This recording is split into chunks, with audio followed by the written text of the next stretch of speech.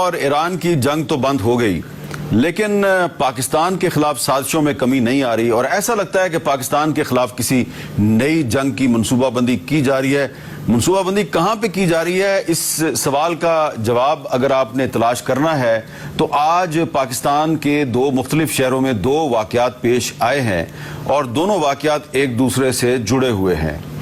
کراچی میں آج وہاں کی جو مقامی پولیس ہے اس نے ایک پریس کانفرنس کر کے ایک اہم انکشاف کیا ہے۔ کیا بتایا ذرا سنیے۔ ہم نے 4 ملزمان گرفتار کیے ہیں قائد آباد کے علاقے سے۔ یہ ملک دشمن ایجنسی را کے لیے کام کرتے تھے۔ 2009 سے یہ بھارت کی ایجنسی را اور بی ایس ایف کے کیمپ نمبر 59 میں ایک کرنل ہیں رنجیت، ان کے ساتھ رابطے میں ہیں۔ وہاں پر جا کر ہمارے حساس انسٹالیشنز کی تصاویر دینا، انفارمیشن دینا، جو یہ قومی دشمنی کر رہے تھے۔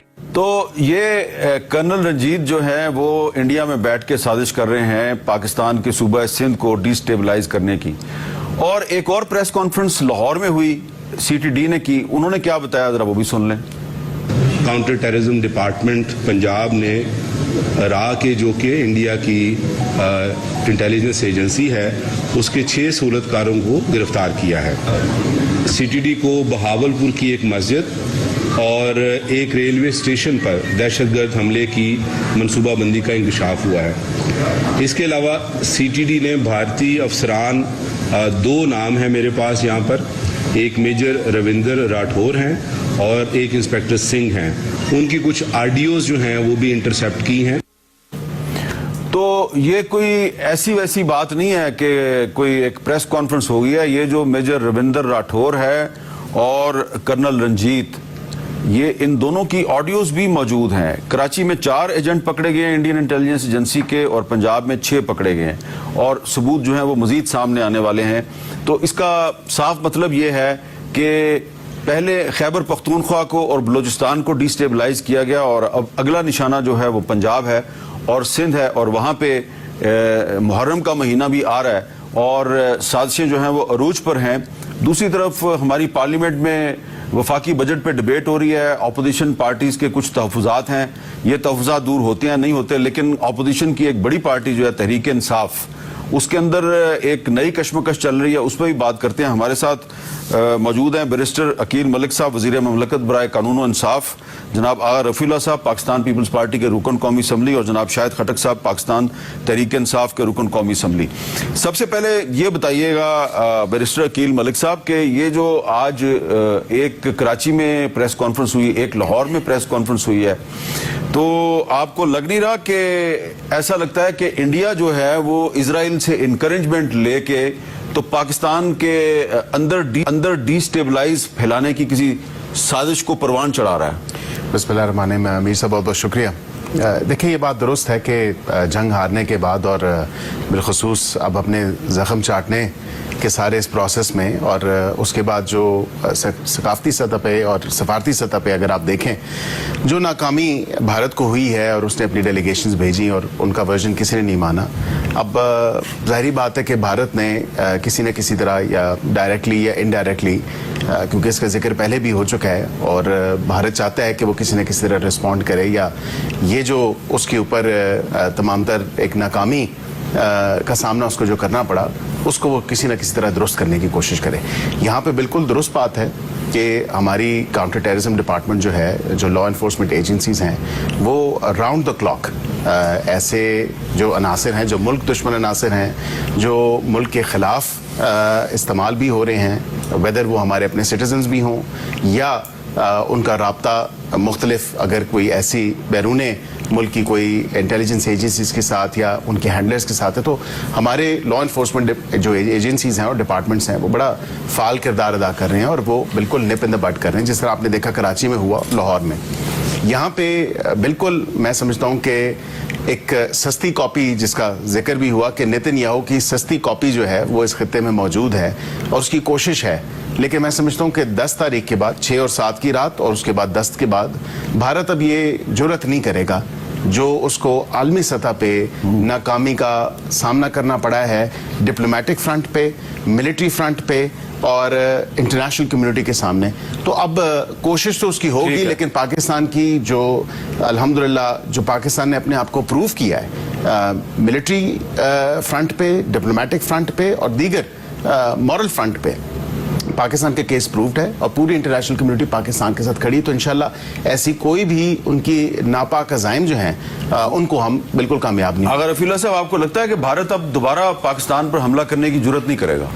نہیں جی, میں بیرسٹر صاحب کی اس بات سے اتفاق نہیں کرتا, چونکہ ایک ایسی مائنڈ سیٹ کا شخص ہے کہ وہ اپنی سیاست کے لیے, اپنے ایک جھوٹے بیانیے کے لیے انسانیت کی اس کو کوئی پرواہ نہیں ہے. جو چیئرمین بیرسٹر صاحب جو حوالہ دے رہے ہیں چیئرمین صاحب کا, جو کہا کہ ایک سستی کاپی, تو وہ اس جس مائنڈ سیٹ کا آدمی ہے وہ سر کچھ بھی کر سکتا ہے, اور آپ یہ اس خام خیالی میں نہ رہیں کہ وہ نہیں کرے گا. وہ لازمی کوئی نہ کوئی اس طرح کی حرکت کرے گا جس سے اس خطے میں امن کو سبوتاژ کیا جا سکتا ہے. تو اس کے لیے ہمیں جس طریقے ہوشیار رہنا چاہیے. جیسے آج آپ دیکھ رہے ہیں سندھ میں اور پنجاب میں جو لوگ گرفتار ہوئے ہیں, یہ آپ کو بلوچستان میں اور پختونخوا میں کہیں پہ کسی تحریک کے شکل میں, کہیں کسی ریلیجس کے چکر میں, کسی فقے کے چکر میں یہ لوگوں کو ورغلا رہے ہیں, جس کے زیادہ تر آپ کو ملیں گے کیونکہ ایکسیز ان کا افغانستان میں بہت ہے, تو افغانستان کے تھرو یہ بہت زیادہ آپریٹ کرتے ہیں. چونکہ ہمارا سلسلہ یہ بلوچستان سے اور پختونخوا سے جن لوگوں کے ساتھ ہوتا ہے, تو یہ وہاں پر بہت ایزیلی آپریٹ کر رہے ہوتے ہیں. تو یقیناً ہمیں ہوشیار رہنا چاہیے. شاہد خٹک صاحب, آپ کے صوبے میں تو بڑے عرصے سے جو ہے حالات خراب ہیں, تو آپ کو کیا لگ رہا ہے کہ یہ جو انڈین انٹیلیجنس ایجنسیز کی سازشیں ہیں, صرف یہ سازشوں تک ہی معاملہ محدود رہے گا یا انڈیا دوبارہ بھی حملہ کر سکتا ہے؟ بسم اللہ الرحمن الرحیم. دیکھیں میر صاحب, پہلی بات یہ کہ اس سے پہلے جو انڈیا نے ہمارے اوپر اٹیک کیا جس طریقے سے, تو مودی جو ہے یہ RSS آئیڈیالوجی کا مائنڈ سیٹ ہے اس کا, تو یہ کبھی بھی کسی بھی وقت دوبارہ اٹیک کر سکتا ہے. کیونکہ دیکھیں اس کو انڈیا میڈیا جو ہے یا وہاں پہ انڈیا کی عوام ہے, یہ تو ہارا ہوا لیڈر ہے اس ٹائم انڈیا کا, تو وہ اگر الیکشن قریب آئیں گے تو وہ کوئی نہ کوئی چول ضرور مارے گا تاکہ وہ اپنے انڈین عوام کو یہ دکھا سکے. جس طرح لاسٹ پلوامہ کا جب انسیڈنٹ ہوا, بالا کوٹ کے اوپر انہوں نے 2-3 درخت گرائے, اس کے بعد ہم نے جب ان کے جہاز گرائے, ہم نے ابھینندن ان کے پائلٹ کو پکڑا, تو اس وقت بھی اس نے بڑا جشن منایا وہاں پہ کہ جی دیکھیں میں نے پاکستان میں اٹیک کیا ہے, میں نے وہاں پہ انسٹالیشن ان کی وہاں پہ گرائی ہے. حالانکہ بالا کوٹ میں ہی 2-3 درخت گرائے تھے, اس میں کوئی بھی الحمدللہ کوئی بھی کیجویلٹی نہیں ہوئی تھی, لیکن ہم نے جو ہی ان کو فوراً جواب دیا, ان کے جہاز گرائے, تو اس وقت بھی مودی کو منہ کی کھانی پڑی. پھر جب ابھی ریسنٹلی 10 مئی کو جس طریقے سے ہمارے فورسز نے ان کو جواب دیا, تو پہلے شاید وہ اتنا ہمیں سیریس نہیں لے رہے تھے, یا شاید وہ ان کو یہ لگ رہا تھا کہ جیسے پاکستان بڑا آسان ٹارگٹ ہے, لیکن جس طریقے سے ہم نے ان کو جواب دیا الحمدللہ, اس میں ہمیں شکر اللہ کا ادا کرنا چاہیے. اس پہ کوئی غرور اور تکبر نہیں کرنی چاہیے, کیونکہ دیکھیں جنگیں ہوتی ہیں, جنگوں میں کسی کا بھی فائدہ نہیں ہوتا. اگر انڈیا پاکستان کی جنگ ہوتی ہے, نہ ہمیں فائدہ ہے نہ انڈیا کو فائدہ ہے. ہم اس خطے میں رہ رہے ہیں کہ جہاں پہ غربت کی لکیر سے تقریباً ہمارے 50-60% پاکستان میں, اسی طرح انڈیا کے بھی, تو جنگ جو ہے کسی بھی مسئلے کا حل نہیں ہے. لیکن مودی جو ہے وہ ضرور کوئی نہ کوئی حرکت کرے گا. اور رہی بات خیبر پختونخوا کی, دیکھیں خیبر پختونخوا ہم تقریباً, آپ سب سے زیادہ اس معاملے کو بہتر جانتے ہیں جتنی بھی میڈیا میں لوگ ہیں, جو بلوچستان کا ایشو ہے, خیبر پختونخوا کا جو ایشو ہے, جو طالبانائزیشن ہے, کبھی گڈ طالبان کبھی بیڈ طالبان, جو وہاں پہ یہ چیزیں چلتی رہی. لیکن اس وقت خیبر پختونخوا کی جو عوام ہے, یہ ایک چیز میں کلیئر کر دوں میر صاحب, اس سے پہلے ایک مائنڈ سیٹ تھا ان کی سپورٹ میں کہ جی یہ شریعت لے آئیں گے, اسلام کا نفاذ کریں گے, تو ایک وہاں پہ سافٹ کارنر تھا. لیکن 2007 کے بعد جب ہمارے ملاکنڈ ڈویژن کے لوگ, ہمارے ایکسپارٹ امر ڈسٹرکٹ کے لوگ جب وہ ڈسپلیس ہوئے, جب ان کو اپنے گھروں سے نکالا گیا, پھر جب دوبارہ 2013-14 کے بعد وہاں پہ حالات بہتری کی طرف گئے, اس کے بعد جب دوبارہ لوگ اپنے گھروں کو گئے, تو ابھی وہاں کے لوکل لوگ جو ہے ہمارے مقامی لوکل, وہ اس چیز کو ریزسٹ کرتے ہیں. فورسز کرے نہ کرے, پولیس کرے نہ کرے, ہمارے مقامی لوگ اب اتنے میچور ہو چکے ہیں, ان کو پتا ہے کہ جو بھی اسلحے کے ساتھ ہمارے علاقے میں آتا ہے وہ ہمارا امن خراب کرتا ہے. اچھا, تو یہ بالکل ایک ہی رائے نظر آ رہی ہے تمام پولیٹیکل پارٹیز کی کہ انڈیا کے تھریٹ کے خلاف ان کی جو اوپینین ہے اس میں کوئی زیادہ فرق نہیں ہے. لیکن شاہد خٹک صاحب یہ بتائیں کہ खैबर पख्तूनख्वा असम्बली ने तो बजट मंजूर कर लिया।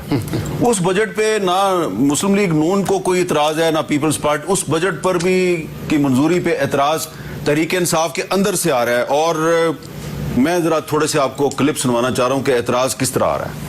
मैडम, क्या इमरान खान को माइनस कर दिया गया है? मेरा ख्याल है माइनस ही हो गया। किसी का बाप भी माइनस इमरान खान नहीं कर सकता। ये सुन ले इमरान खान के मुखालफिन, चाहे हमारे अंदर के हैं या बाहर के हैं, अपने अंदर के मुनाफिकों को, अपने अंदर के साथियों को, इमरान खान के दुश्मनों को पहचाने। केपी के एमपी कहते हैं अलीमीन गंडापुर बहुत ताकतवर है, उसको ना नहीं कह सकते। तो फिर अगर बोझ नहीं उठा सकते तो घर जाए। जाके पूछ लो ना, मैं इमरान खान को जवाब दे। इमरान खान मेरा लीडर है, उसका हुक्म मेरे सर आंखों पे है। इमरान खान इस पार्टी का लीडर है, उसकी मशावरत के बगैर ये बजट पास नहीं होना चाहिए था। एक साजिश हमारे खिलाफ की जा रही थी, बजट इन टाइम पास ना करें और एक सूबे में हमारी हुकूमत है उसको फाइनेंशियल इमरजेंसी का बहाना बना के टेक ओवर कर लें।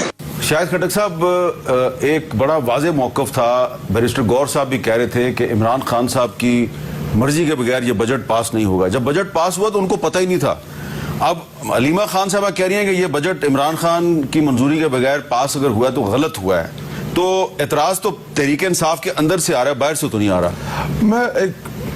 पहले मैं माइनस के ऊपर बात करना चाहूंगा। देखिए 8 फरवरी को भी तो यही प्लानिंग हुई थी कि इमरान खान माइनस है। जब अवाम आपको प्लस करती है, जब अवाम आपके साथ खड़ी हो, उस लीडर को कोई माइनस नहीं कर सकता। इमरान खान को पीडीएम की 11 जमातें ना माइनस कर सकी, इमरान खान को पाकिस्तान की स्टैब्लिशमेंट माइनस ना कर सके, मैं अली अमीन या कोई वो इसको माइनस नहीं कर सकता। देखिए बुनियादी तौर पर अगर आप मुझे इंटरप्ट ना करें तो मैं अब इसकी तरफ आऊंगा एंड पे। देखिए मैं आज भी पार्लियामेंट्री हमारी पार्टी मीटिंग थी, मैं उसमें बड़ा खुल के बोला। देखिए जब पॉलिटिकल लोग सही तरीके से काम नहीं करते, जब आप खुद स्पेस देते हैं, जब आप कमजोरी दिखाते हैं, तो देखिए इमरान खान साहब और अलीमा खान का खून का रिश्ता है, वो उनकी बहन है, भाई है उनका जेल के अंदर।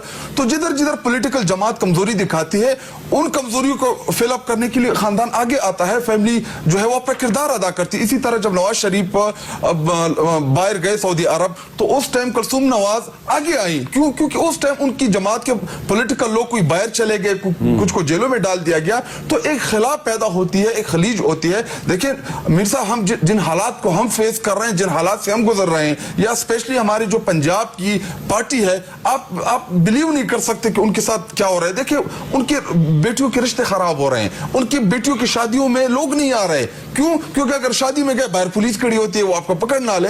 तो ऐसे हालात में हम इस पार्टी को चला रहे हैं। देखिए गलती की और बेहतरी की गुंजाइश हमेशा रहती है। रही बात इमरान खान साहब और बजट के हवाले से, देखिए बिल्कुल इसके ऊपर तमाम पार्टी एग्री थी। ये इमरान खान साहब का मौक़िफ़ था और ये खैबर पख्तूनख्वा में हुकूमत इमरान खान साहब की है। जितने भी हमारे एमपीएस हैं, एमएनएस हैं, उन सबको इमरान खान साहब का वोट पड़ा। इमरान खान साहब के नाम के ऊपर हम आए तो उनके साथ सलाह मशवरा करना, बजट के ऊपर तजावीज़ देना, बजट के ऊपर वो अपनी रिकमेंडेशन देना, ये उनका आईनी और कानूनी हक है। क्योंकि अगर आपको याद हो, IMF इमरान खान साहब जब प्राइम मिनिस्टर नहीं भी थे, तब भी IMF की डेलीगेशन उनके पास गया कि जी जो हम IMF का एग्रीमेंट कर रहे हैं, कल को आप अगर प्राइम मिनिस्टर बनते तो आप इसको एक्सेप्ट करेंगे। अभी अगर फॉर एग्जांपल कल को IMF आती है कि इस वक्त पाकिस्तान की सबसे पॉलिटिकल जमात, जो ईवानों के अंदर सबसे बड़ी जमात है, कौमी असेंबली में, पंजाबी असेंबली में, खैबर पख्तूनख्वा असेंबली में, तो अगर वो उनके पास जाती है कि जी ये हम IMF का एग्रीमेंट कर रहे हैं पाकिस्तान के साथ, तो क्या आपकी पार्टी स्टैंड करेगी इसके ऊपर, इसको एक्सेप्ट करेगी?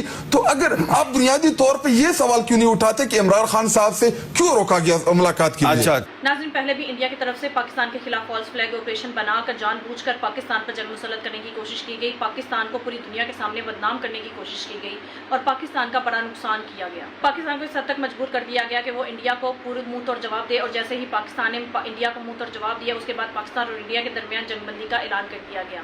लेकिन फिर मशरिक़ी वस्ता में इसराइल, जो कि इंडिया का बहुत अच्छा दोस्त है और इंडिया की घटिया सोच पर अमल दरामद भी रहता है, जिसने पहले ही नाजायज़ तौर पर फ़लस्तीनियों का खून बहाया, लेकिन फिर भी इसराइल को सुकून नहीं मिला और उसने ईरान पर हमला कर दिया। ईरान को काफ़ी नुकसान भी पहुंचाया और इसके बदले में ईरान ने रिटेलिएट किया और इसराइल पर दुनिया की तारीख का सबसे बड़ा हमला ईरान की तरफ से किया गया और ईरान ने खुली اور ایران نے پوری طرح سے پوری دنیا میں یہ پیغام پہنچا دیا کہ اسرائیل ایران کے سامنے کوئی حیثیت نہیں رکھتا. اور پھر آخرکار اسرائیل کی مدد کے لیے امریکہ کو بھی اس جنگ میں کودنا پڑا. لیکن پھر صدر ڈونلڈ ٹرمپ کی طرف سے اسرائیل اور ایران کے درمیان جنگ بندی کروا دی گئی. لیکن جیسے ہی ایران اور اسرائیل کے درمیان جنگ بندی کا اعلان کیا جاتا ہے، اس کے بعد یہ مودی جس کی گھٹیا سوچ ہی یہی ہے، جس کے اوچھے ہتھکنڈے ہی یہی ہیں کہ وہ کسی نہ کسی طرح سے اسرائیل کی گھٹیا سوچ پر عمل درآمد کرتے ہوئے پاکستان پر دوبارہ سے جنگ مسلط کرنے کی پوری پلاننگ کر رہا ہے. ابھی آج کی ہی خبر ہے کہ جو پاکستان میں 2 جاسوس پکڑے گئے ہیں ان کا تعلق انڈیا کی انٹیلیجنس فورس را سے ہے. اس کا مطلب یہ ہے کہ انڈیا ابھی بھی اپنے اوچھے ہتھکنڈوں سے باز نہیں آیا، ابھی بھی انڈیا کی تسلی نہیں ہوئی. ابھی بھی انڈیا یہ چاہتا ہے کہ اس خطے کے امن و امان کی صورتحال کو مزید خراب کر سکے، اور یہی وجہ ہے کہ انڈیا ابھی بھی پاکستان میں اپنے جاسوس چھوڑ کر بیٹھا ہے اور وہ پاکستانی کمزوریاں ڈھونڈتے پھرتے ہیں تاکہ وہ دوبارہ سے پاکستان پر حملہ کرنے کے لیے کوئی نہ کوئی جواز بنا سکے. پہلے ہی جب پاکستان نے ریٹیلیٹ کیا تھا تو انڈیا کی چیخیں نکل گئی تھی اور پاکستانی فورسز کی طرف سے انڈیا کو منہ توڑ جواب دیا گیا تھا. انڈیا کو مزید رگڑا لگا دیا جاتا تو مودی چپ چاپ سانپ کی طرح اپنے بل میں گھس کر بیٹھ جاتا. ابھی پاکستان نے تحمل کا مظاہرہ کرتے ہوئے اور جو انٹرنیشنل طاقتیں ہیں ان کے مشوروں پر عمل کرتے ہوئے انڈیا کو منہ توڑ جواب دینے کے بعد جنگ بندی کر دی. لیکن انڈیا کو یہ بات برداشت نہیں ہو رہی. انڈیا کا پرائم منسٹر مودی جو اس وقت زخمی جانور کی طرح ہے، جو کسی نہ کسی طرح سے جواز بنا کر پاکستان پر دوبارہ سے جنگ مسلط کر کے پاکستان سے بدلہ لینا چاہتا ہے. اگر اسی طرح سے بلا جواز زبردستی پاکستان پر دوبارہ سے جنگ مسلط کرنے کی کوشش کی گئی تو پاکستان کی طرف سے منہ توڑ جواب دیا جائے گا اور اس بار ذرا بھی تحمل کا مظاہرہ نہیں کیا جائے گا. ناظرین، آپ اس بارے میں کیا رائے ہے کامنٹ میں بتائیے گا. اگلی ویڈیو میں ملتے ہیں، تب تک کے لیے اللہ حافظ.